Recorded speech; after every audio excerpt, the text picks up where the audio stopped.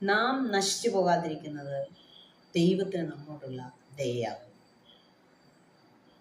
അവൻ്റെ കരുണ വലിയതാകും. അവൻ്റെ ദയ രാവിലെ തോറും പുതിയതും. അവൻ്റെ വിശ്വസ്തത വലുതുമാകും. പാട്ടുകാരൻ പാടുന്നു, പർവ്വതം മാറിയാലും കുന്നുകൾ നീങ്ങിയാലും എൻ ദയ നിന്നെ വിട്ട് മാറുകില്ല. കർത്താവിൻ്റെ ദയ നമ്മെ വിട്ട് ഒരു നാളും മാറത്തില്ല.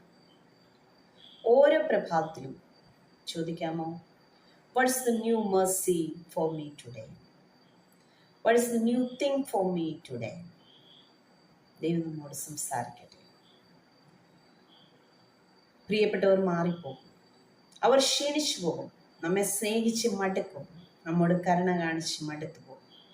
അവർക്ക് നിത്യമായ സ്നേഹം ഉണ്ടാകണമെന്നില്ല. കാലാകാലങ്ങളിൽ ഓരോരുത്തരായി മാറിപ്പോകും. സമയബന്ധിതമായി പ്രത്യേക ക്രൈറ്റീരിയക്കുള്ളിലാണ് സ്നേഹവും കരുണയും നമുക്ക് ലഭിക്കുന്നത്. എന്നാൽ കർത്താവിൻ്റെ ദയ രാവിലെ തോറും പുതിയ ദയൊന്ന് അനുഭവിപ്പാൻ, പുതിയ കരുണ അനുഭവിപ്പാൻ നമുക്ക് കഴിയും.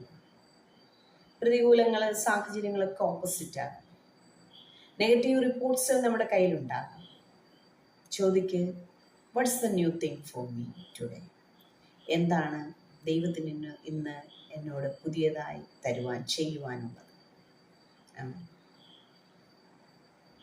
He will never exhaust. ഒരിക്കലും അവൻ എക്സോസ്റ്റ് ആകത്തില്ല. അവൻ കരുണ ചെയ്ത് ക്ഷീണിച്ചു പോകത്തില്ല, മടുത്തു പോകത്തില്ല.